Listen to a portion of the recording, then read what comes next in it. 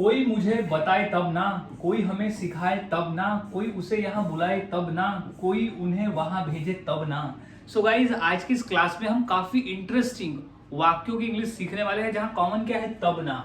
यानी यहाँ कर्ता को कोई क्रिया कराए तब ना, यानी यहाँ कोई कर्ता को बताए तब ना, यानी कोई क्रिया करने लगाए तब ना। जैसे बोलते ना, मुझे कोई सिखाए तब ना मैं सीखूं, उसे कोई यहाँ बुलाए तब ना वो यहाँ आए। तो इसी तरह के वाक्य को इंग्लिश में हम बनाना सीखने वाले हैं, और इतनी आसानी से हम सीखेंगे कि इस तरह के वाक्य को आप सभी के लिए इस क्लास को करने के बाद से इंग्लिश में बोलना आसान हो जाएगा, और आप आसानी से इस तरह के वाक्य को इंग्लिश में बोलना भी शुरू कर दोगे।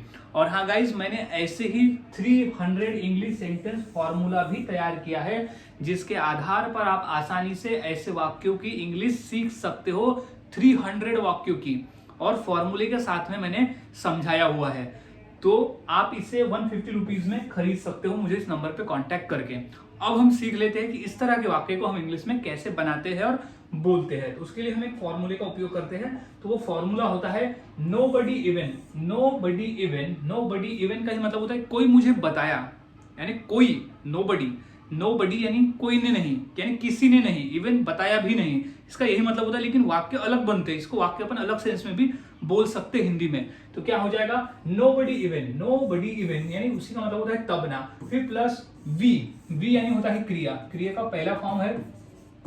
अब यहाँ इंटरेस्टिंग बात याद रखने वाली ये चीज है कि यहाँ पर क्रिया के बाद में एस, ईएस और आईएस लगता है, याद में रख लेना है। क्रिया के बाद में हम एस लगाएंगे, आईएस लगाएंगे और ईएस लगाएंगे। अब ये क्रिया को देखकर लगाते हैं, हर किसी के साथ एस नहीं, हर किसी के साथ ईएस और हर किसी के साथ आईएस हम नहीं लगाते। तो ये हम देख लेंगे पढ़ते पढ़ते कि किसके साथ हम ये सब लगाते हैं। फिर प्लस ऑब्जेक्ट में बचा हुआ भाग हो जाएगा। तो हमारा कंप्लीट फॉर्मूला यहाँ बन रहा है नोबडी इवन प्लस वी, फिर उसके बाद एस, ईएस और आईएस लगाएंगे, फिर ऑब्जेक्ट। तो यहाँ मतलब होता है तब ना। इसकी जो पहचान है वो बनाने की वाक्य वो है तब ना। अब हमने कंप्लीट फॉर्मूला समझ लिया। अब हम फॉर्मूले के आधार पर वाक्य को इंग्लिश में बनाना सीखते हैं, ताकि आपके लिए इंग्लिश में वाक्य बनाने आ जाए इस फॉर्मूले को देखकर। तो सबसे पहला वाक्य है कोई मुझे बताए तब ना, कोई मुझे बताए तब ना। तो इसकी इंग्लिश क्या हो जाएगी, सबसे पहले तो फॉर्मूला कहता है नोबडी इवन, यानी मुझे किसी ने बताया भी नहीं, ऐसा हो जाएगा। उसका मतलब हिंदी में होता है, लेकिन हम इस सेंस में बोलते हैं कि तब ना।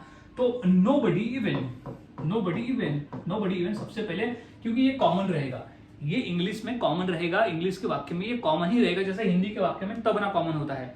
जैसे नोबडी इवन, अब क्रिया का पहला फॉर्म तो क्या, बताना। बताना को इंग्लिश में कहते हैं टेल।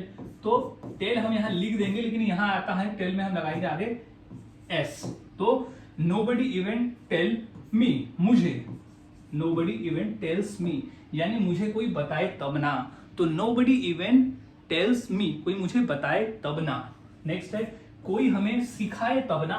तो फॉर्मूला क्या कहता है, फॉर्मूले के हिसाब से सबसे पहले लगाना है nobody even, nobody even, nobody even, nobody even, nobody even common रहेगा। अब V1, V1 में सिखाना। तो सिखाना को इंग्लिश में क्या कहते हैं, टीच। सिखाना को इंग्लिश में कहता है टीच। तो इसका हम लिखते हैं टीचर्स, एस ईएस लगा देंगे, यहाँ जैसे एस लगाए थे यहाँ ईएस लगेगा।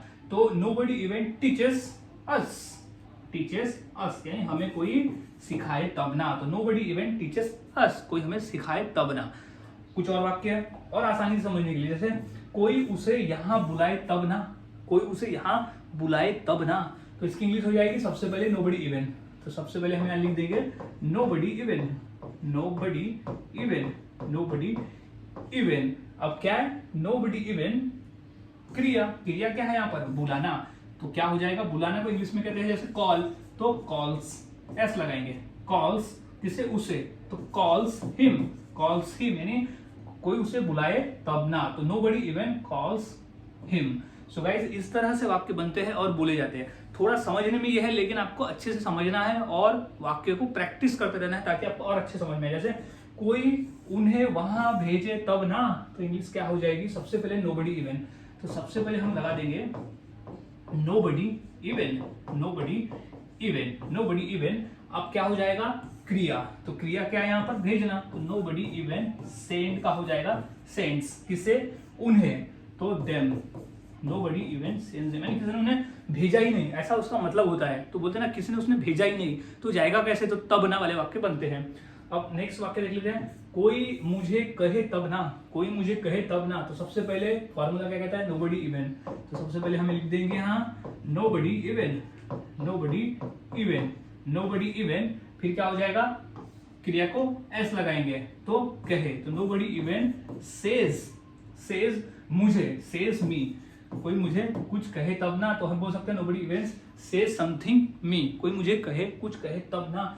अब है कोई पानी पिलाए तब ना, तो इंग्लिश हो जाएगी, सबसे पहले हम लिख देंगे nobody even, nobody even, nobody even, nobody even, फिर हो जाएगा कोई पानी पिलाए तब ना, तो nobody even, फिर क्रिया को तो ड्रिंक का हो जाएगा ड्रिंक्स, nobody drinks water, पानी पिलाए तब ना, तो nobody drinks water, तो nobody even drinks water, यानी कोई पानी पिलाए तब ना। सो इस तरह से गाइस वाक्य को बनाया जाता है और बोला जाता है। काफी आसान है, बस आपको फॉर्मूले को याद में रखना होता है। तो अब इसी फॉर्मूले के आधार को पर दो वाक्य देता हूं, जैसे कोई तुम्हें मनाए तब ना और कोई हमें पूछे तब ना। तो ये दो वाक्य की इंग्लिश क्या होगी इस फॉर्मूले से, मुझे कमेंट सेक्शन में जरूर बताएं। और वाक्यों की प्रैक्टिस करते रहना है, आप जितना अधिक प्रैक्टिस करते हो उतना आसान होता है और उतनी आसानी से आप वाक्य को बनाकर बोलना सीख जाते हो।